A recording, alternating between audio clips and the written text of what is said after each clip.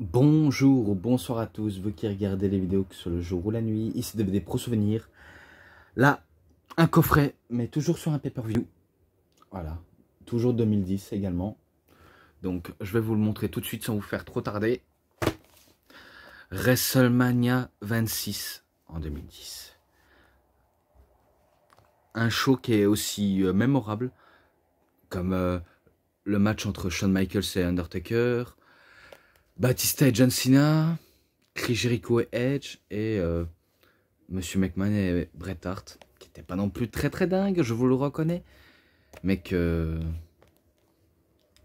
ça peut passer. Ce show n'est pas non plus une purge, honnêtement. C'est pas une purge. Non, je n'ai pas le fourreau, donc je n'ai pas le fourreau. Mais on voit les photos. Shawn Michaels qui fait un crossbody sur Undertaker qui le rattrape avant de faire un tombstone pile driver. Et là, l'affrontement entre Vince et Bret. En arbitre spécial, ben, c'est le frère de Bret. Je sais pas si c'est Bruce Hart ou...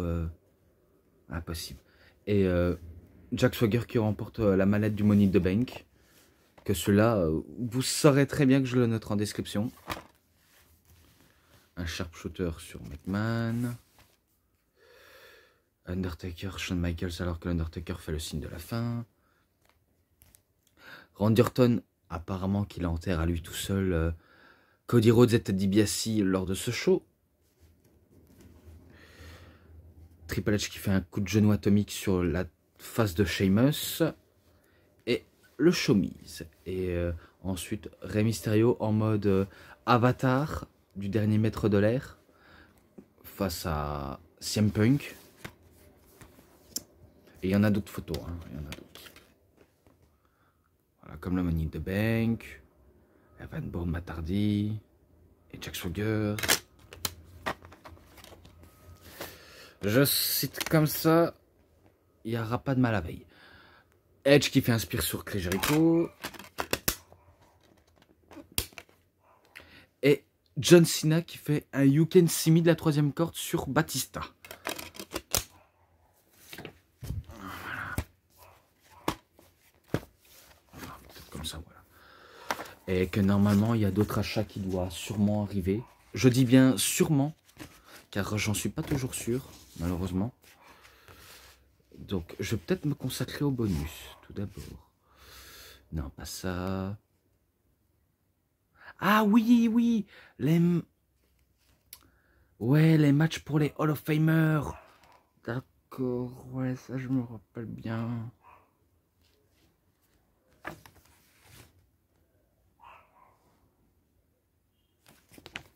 Alors, je vais essayer d'y aller droit au but. Tout d'abord, ben, les matchs qui sont en bonus, pas de ce show, hein, pas de WrestleMania, mais je vais vous les citer. Maurice Mad Dogs Vachon. Donc, je sais pas si c'est le père de Luna Vachon. Premier Time Wrestling, 1er janvier 1985. D'accord. Contre justement Rick McGraw. Donc c'est Maurice Mad Dog Vachon qui bat Rick McGraw. Ah, j'ai un petit peu du mal, mais voilà. Donc ce match-là, allez, 3,20. C'est pas non plus du très top, mais vous avez compris. Ensuite, Wendy Richters. Donc celle qui devait être la, on va dire, la Hulk Hogan version féminin des années 80, qui a été gâchée par cette vieille prume qui était Fabulous Moolah. Je dis ça parce que c'est vrai qu'elle a un peu gâché tout le monde, il faut être honnête. D'accord.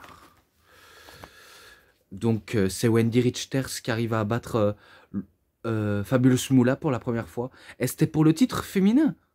Donc c'est au Madison Square Garden, 23 juillet 1984. Ah ouais, donc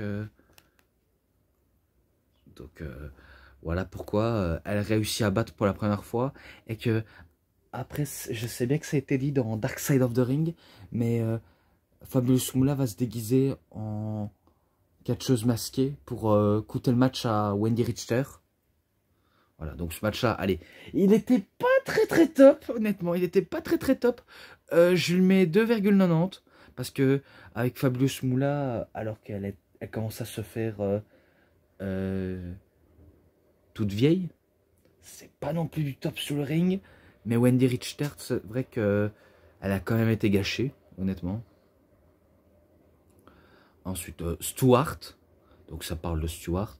Ils ont pas mis les matchs de Stewart, à mon avis.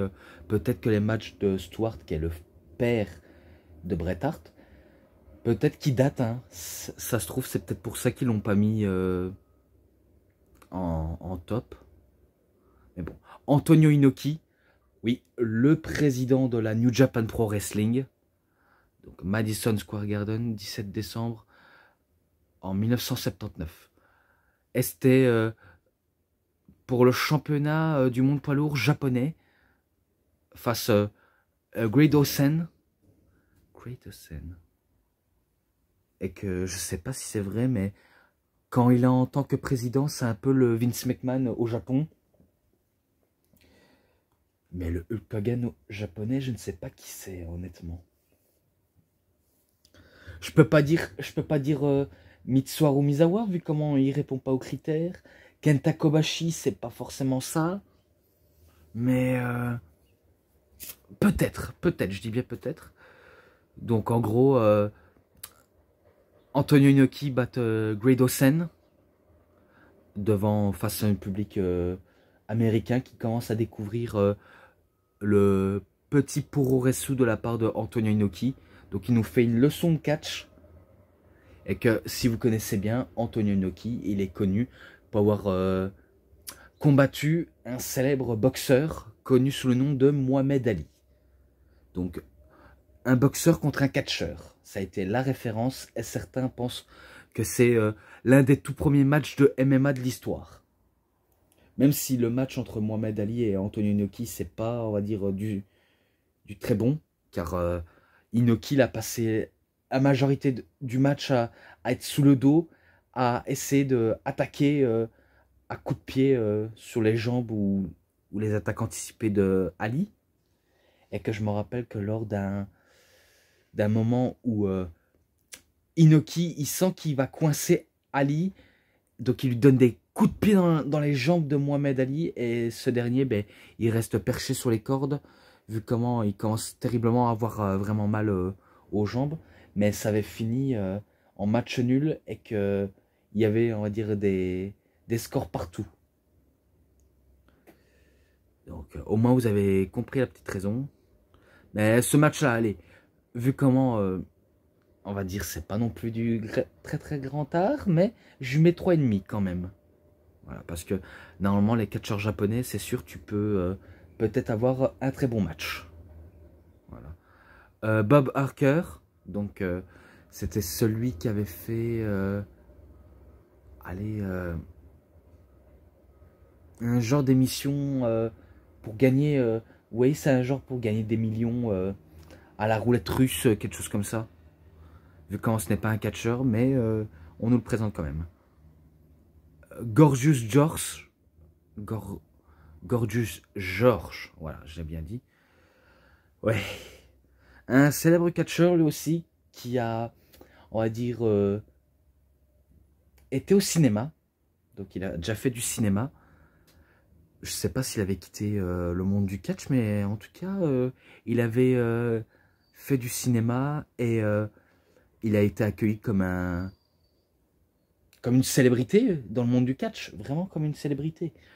Et que malgré le match qui n'était pas, on va dire, si extra, mais purement extra, je lui mets, 3,20, vu comment il affronte Frankie Taylor à la AWA 1951. Ah ouais, vous voyez, les matchs comme ça date, hein. Oui, je sais, il y en a qui qualifieraient de vieux, mais bon. Il faut s'intéresser au old school. Si vous n'appréciez pas le old school, c'est peut-être pas fait pour vous. Vu comment vous préférez du new school, donc la nouvelle école. Mais bon, voilà, j'ai enfin essayé de vous récapituler tout ça, si vous avez compris ou pas.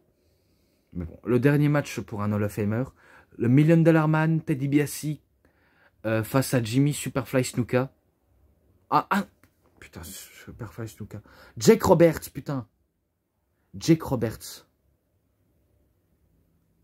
Ouais, excusez-moi pour cette petite erreur. Donc, c'est Jake Roberts au WrestleMania 6. 1er avril 1990. Donc, 1990, si vous préférez. Putain. C'est bon, maintenant, c'est Jimmy Superfly Snuka. Et que... Jimmy Superfly Snuka, ben, c'est Jake Roberts. Je suis pas bien. Ça, c'est quand je vais trop vite. Hein. Vraiment trop vite. Donc, par rapport, je n'ai pas le WrestleMania 6. Je peux pas vous en dire plus s'il a gagné ou pas, mais j'ai peut-être l'impression qu'il avait déjà réussi à battre Jake Roberts, Ted DiBiase. Ou l'inverse. Mais si j'avais un target classique sur WrestleMania 5 et 6, peut-être que je vous résumerai clairement, mais je n'ai pas malheureusement, donc c'est pas grave. Donc allez, 3,20 pour ce match-là. Et maintenant, ben, les listes des Hall of Famer. Maurice Mad Dog Vachon. Après, j'ai peut-être un doute. Est-ce que c'est le père ou le frère de Luna Vachon? J'en doute fortement. Wendy Richter, Stuart. Donc c'est la famille Hart qui a introduit le patriarche, vu comment Stuart nous avait quittés depuis pas mal d'années. Antonio Inoki qui est toujours en vie et qui se fait introniser en Amérique. Mais après, à la New Japan, je ne pense pas qu'ils ont un Hall of Fame. Je ne pense pas du tout. Mais bon, au moins vous avez un peu quand même compris. Bob Harker, Gorgeous George et Million Dollar Man Ted DiBiase. Si ça se trouve, peut-être qu'il y aura beaucoup de catcheurs hors WWE qui pourraient être intronisés aussi. Mais après, la WWE, eux, ils misent beaucoup plus sur des WWE seulement. Même si on sait bien qu'il y a déjà eu des orientaux, des occidentaux aller dans d'autres promotions sans être allés à la WWE, normalement. Je dis bien normalement parce que j'en suis pas toujours si convaincu. Et qu'on voit la photo.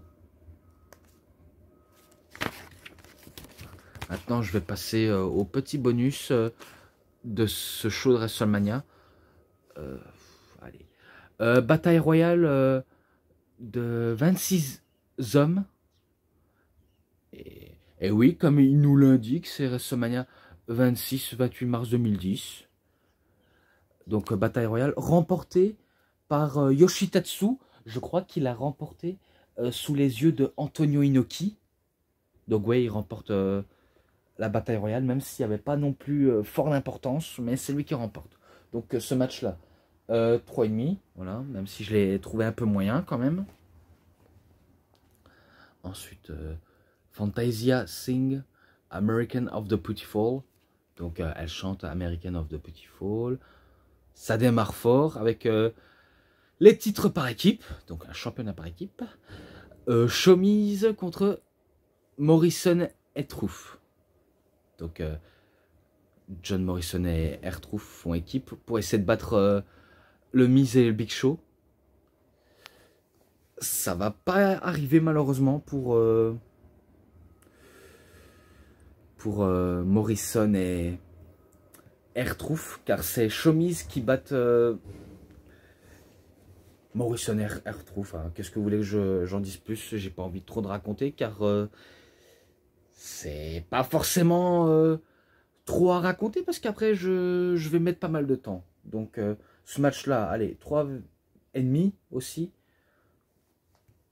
Et pour commencer encore, Randy Orton contre Cody Rhodes et contre Ted DiBiase. Donc c'est un triple menace. Donc apparemment Randy Orton il enterre DiBiase et Rhodes. Pourtant Cody Rhodes, je sais qu'il va quand même essayer de se rénover. Et que c'est même cette année-là où il va passer de celui qui n'a peut-être pas de personnalité mais qui catch très très bien. Attendez, un dashing, donc un beau gosse. Et oui, il est marqué Sing and Soul of the WrestleMania Week. Donc je passe aux access. Je pense que c'est ça.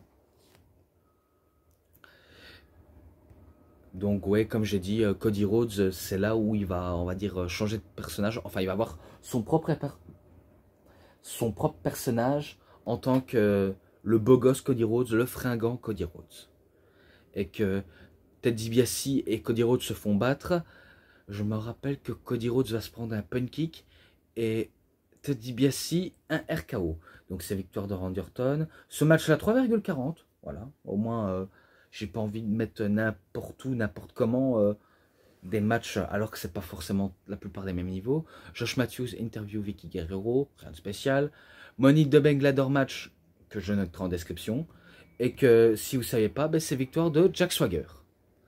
Donc il bat Kofi Kingston, Mental Interview Spotter MVP, Evan Bourne, Shelton Benjamin, Matt Hardy, Dolph Ziggler, Drew McIntyre, Kane et Christian. Donc voilà, il est bat tout le monde en décrochant la manette. Même s'il y a eu des spots de dingue et que je me rappelle que Kofi, il voit une échelle cassée, eh ben, il a trouvé un truc très innovant. Marcher comme si c'était des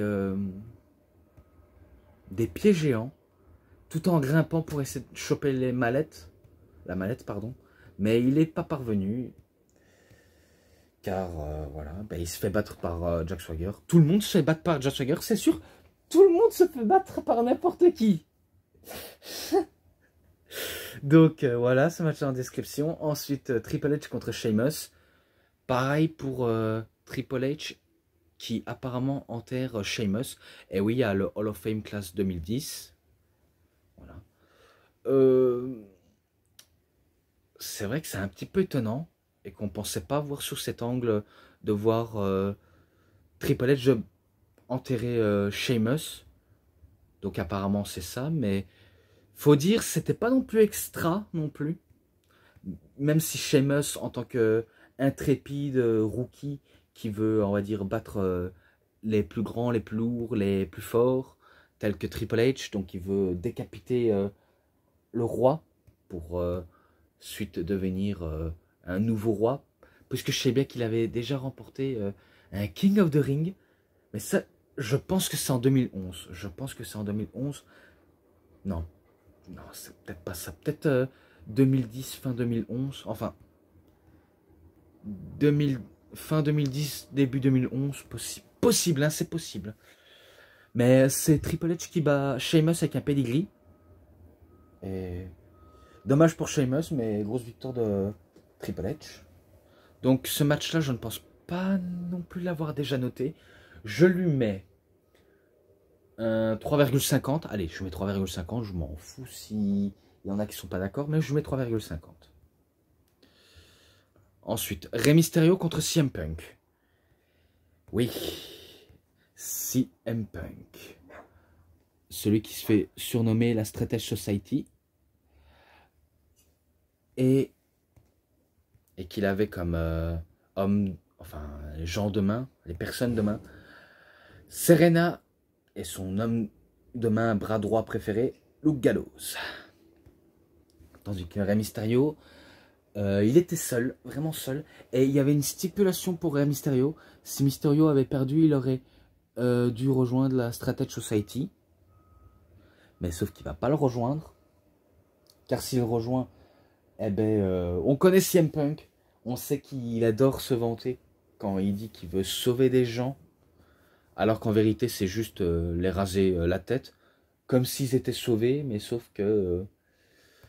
pas besoin de se faire raser la tête pour se faire sauver. Hein.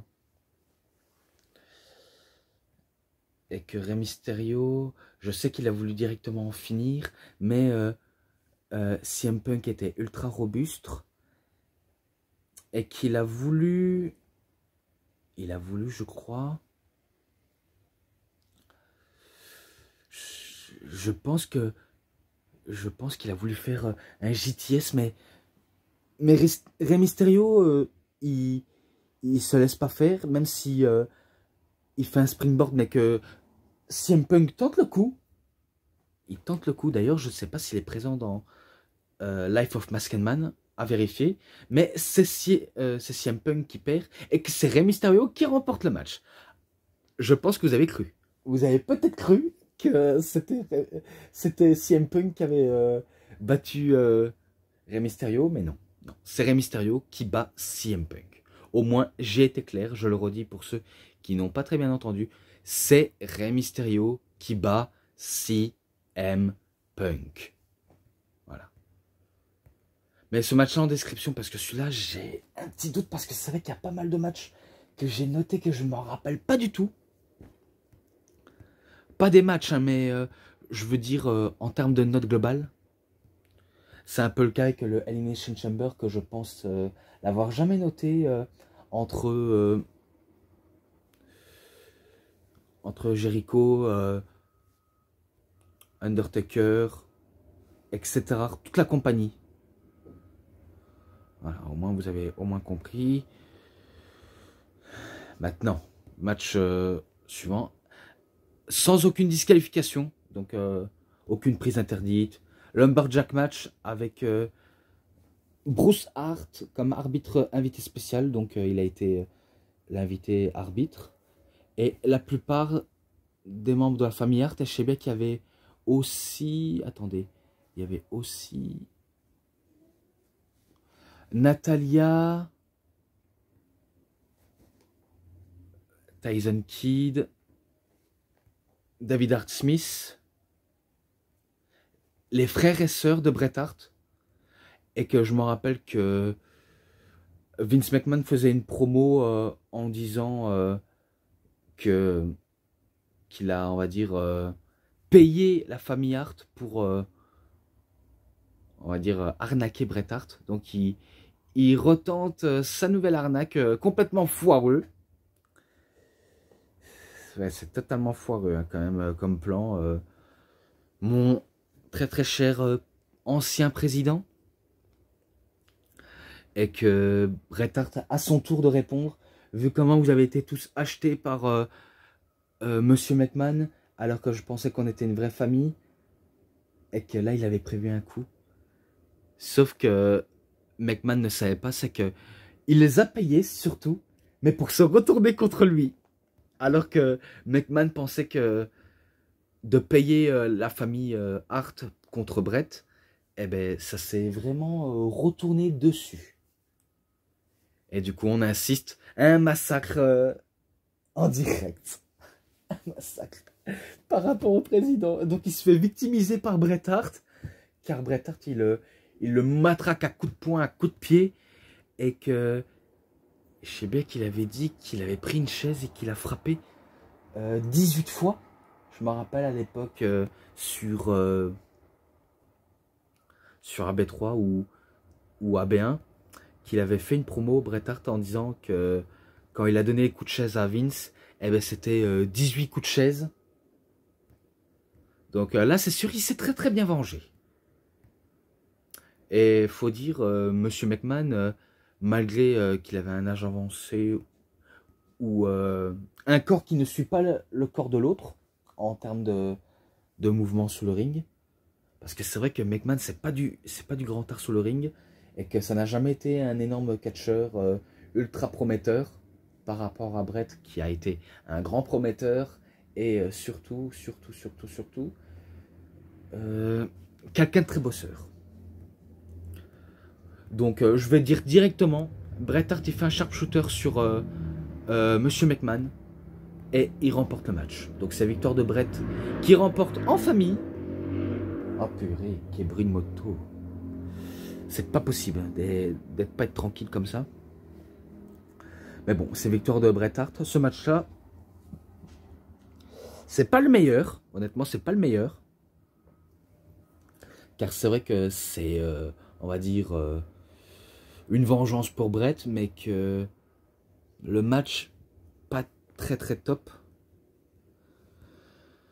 Mais, pour la donne, je lui mets 3,20 pour une raison valable, parce que c'est victoire de Bret, malgré que Bret était complètement rouillé et qu'il préférait pas subir de coups suite à ses différents attaques personnelles, par exemple attaques physiques, et qu'il a déjà succombé à un crise cardiaque auparavant. Et ben voilà, du coup c'est victoire de Bret et j'en ai fini là-dessus. Ensuite, Un match que j'ai déjà noté entre Chris Jericho et Edge pour le championnat du monde poids lourd.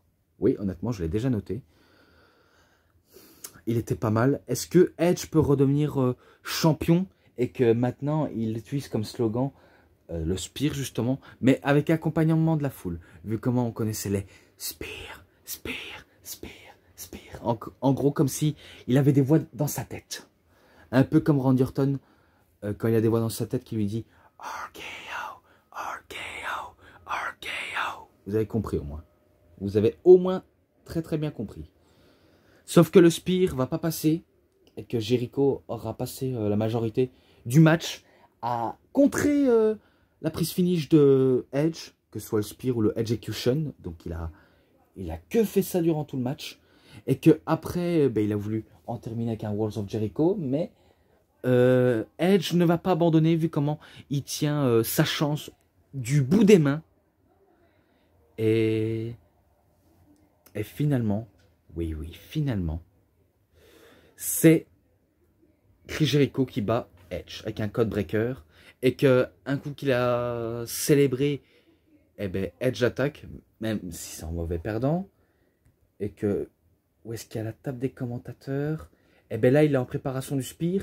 Et il fait un Spear sur Chris Jericho à travers des tables... enfin, des tables, non, pas des tables. Escalier. Enfin, escalier. Putain, pourquoi je me trompe? Barrière de sécurité. Barrière de sécurité. Qu'est-ce que je suis? Teubé. Quand je dis n'importe quoi, je suis teubé. Oui, je ne m'en cache pas, je suis teubé. Je suis con, je suis un peu à la ramasse. Et c'est à cause de le manque d'hydratation. Car je veux toujours aller plus vite, aller de l'avant. Si je cadre mal, ça ne va pas du tout. Donc, allez, je vais m'hydrater, après on poursuit.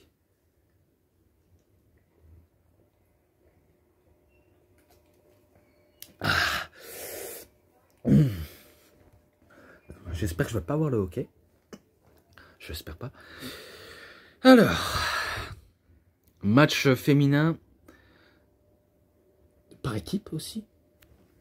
Donc, les 10 divas. Donc, on va dire 5 faces contre 5 heels. Les faces, c'était Beth Phoenix, F. Torres, Gail Kim, Kelly Kelly et Mickie James. Attendez. C'est moi qui fais une erreur ou quoi? Normalement, c'est en 2009 que Mickie James quitte la compagnie. Il me semble que c'est moi. Il me semble que c'est moi qui me trompe.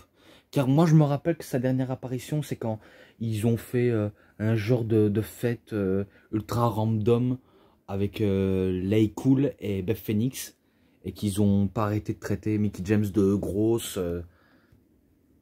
Alors que c'est loin d'être une Big Mama, même si c'est pas la référence que je cherche. Et qu'ils l'ont jeté du ponge sous la figure, dans les cheveux. Donc en gros, c'est soit de la grenadine, soit de la limonade, peu importe quel nom vous pouvez aborder. Donc c'est victoire des Heels, Alicia Fox, Layla, Michelle McCool, Maryse et Vicky Guerrero. Ah, en gros, Maryse, elle n'a pas été face, donc elle avait été Heel. Ah, la purée de sa race. Voilà, donc en gros, match féminin ultra random. Donc je mets 3,20. C'est trop, maintenant je passe. Donc, John Cena contre Batista en match simple. Je pense que celui-là, je vais encore essayer de retrouver si je l'ai noté ou pas. Parce que honnêtement, c'est stressant quand même. C'est vraiment stressant car je sais bien que John Cena et Batista s'affrontent. Pas une ultime fois car ils vont affronter... pardonnez-moi. Ils vont s'affronter, on va dire... je sais pas qu'ils sont affrontés au Chamber. WrestleMania justement. Extreme Rules et Over the Limit. Donc ça va faire 4 fois. Enfin, si je me trompe pas. Hein. 1, 2, 3, 4. Ouais, 4 fois. Et que là, cette fois-ci, John Cena arrive à battre sa bête noire, qui est Batista. Vu comment Batista l'avait déjà battu lors de SummerSlam 2008. Donc John Cena, il décide de prendre sa revanche. Et il aura réussi, et c'est là, il va nous sortir un 5 Knuckle Shuffle de la 3e corde. Et que d'habitude, il termine ses matchs avec ses Attitude Adjustment, mais Batista se relève. Autour de Batista de faire un Batista bombe, mais John Cena se relève. Il essaie de faire son neutralizer, donc vous voyez la prise de Neville. Eh ben, il essaie de faire son... Ah non, c'est pas neutralizer, c'est brutalizer. D'accord, il essaie de brutaliser John Cena avec la prise justement, mais John Cena ne va pas abandonner. Et au moment où Batista il sent qu'il a la victoire en main, eh ben, il veut faire un ultime Batista bombe, mais John Cena, il fait comme, on va dire, un genre de surpassement exprès pour partir directement en STF. Et il arrive à battre Batista en le faisant abandonner. Donc victoire de John Cena. Ce match-là... Je pense que je vais me faire tromper. Hein. Donc si je ne l'ai pas noté... c'est terrible. Hein, c'est terrible si je l'ai noté ou pas. Mais je lui mets 3,50 si je ne l'ai pas noté. Parce que de toute façon, j'irai quand même aller vérifier. Je vous le dis, j'irai vérifier. Parce que c'est vrai qu'il y a eu pas mal de matchs entre-temps. Et je m'en rappelle presque, malheureusement. Bon, voilà, je passe. Là, un match que j'ai déjà noté. Qui est, on va dire, qui se rapproche de la perfection de WrestleMania 25. Car c'est vrai que WrestleMania 25, c'était la perfection. Et que ça se rapproche entre l'Undertaker et Shawn Michaels. Streak versus Career. Série d'invincibilité contre la carrière. Et c'était un match sans aucune disqualification. Et qu'on est en train d'assister un dernier match de Shawn Michaels. Qui a beaucoup déchiré les fans. Surtout moi, le premier. Vu comment j'adorais vraiment Shawn Michaels. Car il était, on va dire, ultra divertissant, dynamique. Il est... il a fait ce que un catcheur lambda réussirait dans le monde du catch. Malgré qu'il n'avait pas, on va dire, un très très grand physique. Mais putain, qu'est-ce qu'il était talentueux sur le ring. Et ça, on peut pas le cacher. On peut pas le cacher, on peut pas nier. Il a été un des précurseurs de ce sport. Et surtout le parrain de l'Attitude Era. Vu comment il a un petit peu créé l'Attitude Era, même si il n'a pas représenté tout le long cette ère. Mais il a en fait quand même partie. Et que l'Undertaker, ben, il a traversé les âges. Il a traversé la petite ère de la Hulkamaniac jusqu'à la nouvelle génération, jusqu'à l'Attitude Era, la Ruthless Aggression, vers la PG Era, tout le long de la PG Era. Donc c'est sûr, il a fait une décennie de catch absolument incroyable et des matchs qui sont devenus très très mémorables aussi pour le Taker. Et que vous connaissez bien, il ne va pas se faire battre par Shawn Michaels. Même si Shawn Michaels il était déterminé à battre son Némésis numéro 1. Et que je me rappelle, lorsque Shawn Michaels fait un crossbody à l'extérieur, l'Undertaker il fait un tombstone piledriver, il le ramène au ring, Shawn Michaels relève son épaule, et qu'après, encore à l'extérieur du ring, l'Undertaker voulait faire son Last Ride Powerbomb, mais Shawn Michaels il glisse un switch en musique, il veut faire un moonsault, un petit peu foiré, car il n'a pas, on va dire, visé tout le corps de l'Undertaker, mais il a visé les jambes du Deadman, mais ça n'a pas non plus forcément trop subi. Et que ensuite, si je ne me trompe pas, tout le long, ben, Shawn Michaels, il essaye de faire un switch en musique, mais Undertaker se dégage à nouveau. Undertaker fait encore un Tombstone Piledriver, mais Shawn Michaels, il se relève. Et là, ce sera la seule et unique fois qu'il se relèvera d'un Tombstone Piledriver. Car après, il se relève totalement affaibli, à bout de force. Il est en train de nous laisser. Il est en train de nous quitter dans le sens où c'est terminé pour sa carrière. Et qu'il le regarde une dernière fois. Et là, il lui fait un nouveau le signe de la fin. L'air de dire, vas-y, achève-moi. Et qu'il lui fout une grosse baffe à l'Undertaker. Ce dernier, totalement fou de rage, il le met en position du Tombstone Piledriver. Et là, il l'a effectué en sautant. Et il bat Shawn Michaels. Et là, c'est fini pour l'Undertaker.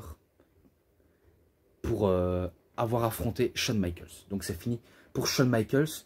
Et pour l'Undertaker, ben, c'est terminé avec Shawn Michaels. La rivalité, c'est vrai que je ne précise pas essayement clairement. Mais j'essaye de m'exprimer un petit peu différemment. Donc en gros, Shawn Michaels, c'est fini pour sa carrière. Et il ne affrontera plus jamais l'Undertaker.